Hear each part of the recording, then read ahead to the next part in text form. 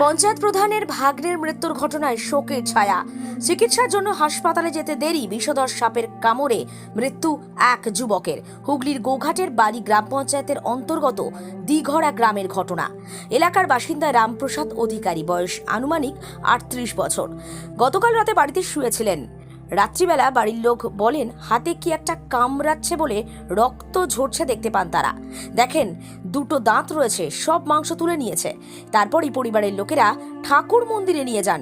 খবর পান পঞ্চায়েত প্রধান রঘুনাথ সাঁতরা। তড়িঘড়ি তিনি আরামবাগ মেডিকেল কলেজ হাসপাতালে নিয়ে যান। চিকিৎসা চলাকালীন মৃত্যু হয় যুবকের। পঞ্চায়েত প্রধান বলেন যে সমাজের সচেতনতার প্রয়োজন, কারণ হাসপাতালে যেতে দেরি হওয়ার জন্যই তো এই কাণ্ড। যদি আগে বোঝা যেত, চিকিৎসা আগে করা যেত, তাহলে হয়তো বাঁচানোর চেষ্টাটাও হতো। এই বিষয়ে আর কি জানা যাচ্ছে, বিস্তারিত রইল আপনাদের জন্য। দেখতে থাকুন নিউজ বাংলাদেশা। কখন কি হয়েছিল ঘটনাটা?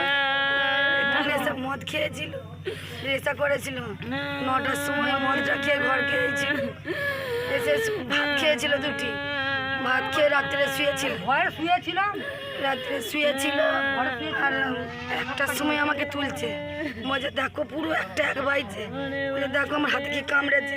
দেখছি হাত দিয়ে রক্ত পড়ছে, দুটো দাঁত আছে, মাংস তুলে নিয়েছে। একবারে আমি সঙ্গে সঙ্গে ঠাকুর মন্দির নিয়ে গেই, তখন দেখছি চোখগুলো শুধু উল্টে যাচ্ছে আর কাল ঘাম দিচ্ছে। তখন কিছু দেখায়নি। আমি ভালো ঝাঁক করে কাঁধে করে জাপটে নিয়ে এসেছি, ওখান থেকে আনতে পারিনি। মামা দিকে ডাকছি, বলে এসে মামা থেকে ডেকেছিল, হাসপাতালে ভর্তি করনু।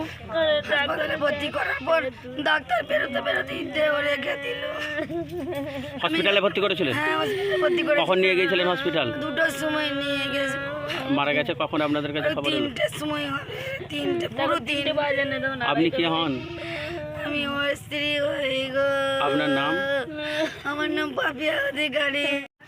ঘটনাটা কি হয়েছে?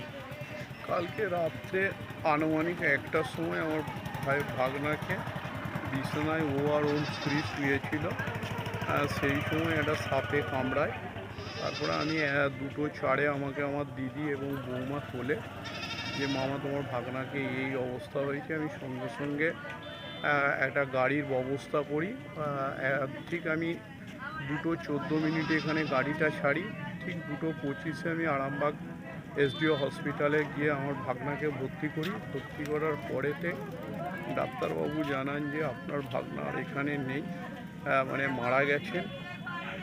সেই জন্যেই আমি খুব অনুতপ্ত যে বর্তমান পরিস্থিতিতে দাঁড়িয়ে আমার দিদিরা কি একটা ঘটনা ঘটলো, এটা আমার বোধগম্য হচ্ছিল না যে আমি পাশে শুয়ে আছি, আমার ভাইকেও জানায়নি এবং আমাকেও জানায়নি।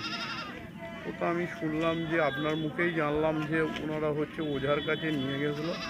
আমি সমস্ত আমার অঞ্চলবাসীকে আমি করজোর হয়ে একদম মিনতি করে বলছি যে আপনারা এরকম হলে সরকার আপনাদেরকে বারবার টিভি চ্যানেলের মাধ্যমে বিভিন্ন জায়গায় পত্র পত্রিকায় বলছে যে স্নেক বাইট প্রচুর পরিমাণে বেড়ে গেছে। অন্তত আপনারা খবর পাওয়া মাত্রই, কোথাও নয়, আপনারা হসপিটালে নিয়ে যান, আপনাদের রুগী সুস্থ হয়ে বাড়ি ফিরে নিয়ে যাবেন। এইটাও যদি মানুষ এখনও না বোঝে, এই 21 শতাব্দীতে দাঁড়িয়েও যদি মানুষ এখনও কুসংস্কার আচ্ছন্ন হয়, তার জন্য আমিও বলবো, আমি প্রশাসনের লোক হয়ে আমিও যেমন অনুতপ্ত এবং মানুষকে বলবো যে সচেতন হোক।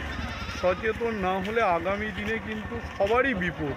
এই যে বিভিন্ন রকম ডাক্তারবাবু আমাকে গিয়ে বলছে যে আপনারা একবারে রুগীটাকে একবারে মেরে নিয়ে এলেন, এটা আমার যখন বলে আমার খুব কষ্ট লেগেছে।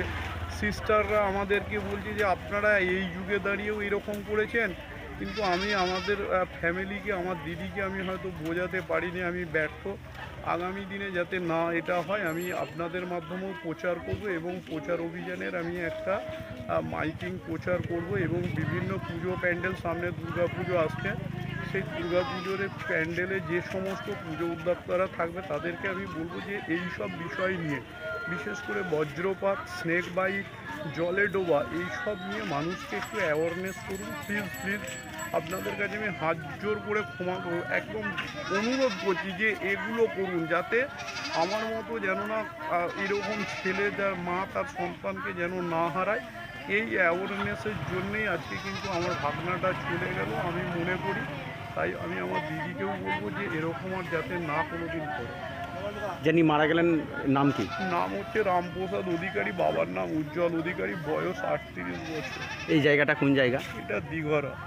মালতীমাতা হাইস্কিং মিল আপনাদের জন্য নিয়ে এসেছে সম্পূর্ণ ঘরোয়া পদ্ধতিতে চাতালে শুকিয়ে তৈরি কৃষ্ণভোগ মিনিকেট, ডহর, বাঁশকাঠি, মহারাজা জিরাকাঠি ও দুধেশ্বরীর মতো উন্নত কোয়ালিটির চাল।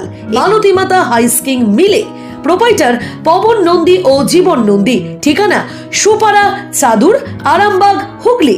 যোগাযোগ নম্বর 7432074210 অথবা 8972452835।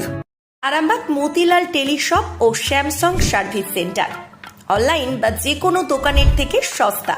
আপনাদের সকলের প্রিয় মতিলাল মোবাইল, তাই আজই আসুন। পুরানো মোবাইল সারানোর চেয়ে বেশি দামে এক্সচেঞ্জ, 0% ইন্টারেস্টে, 0 ডাউন পেমেন্ট, 0 কস্টে মোবাইল ফাইন্যান্সের সুবিধা। আমাদের ঠিকানা পুরাতন বাজার, আরামবাগ হেডপোস্ট অফিসের বিপরীতে, আরামবাগ, হুগলি।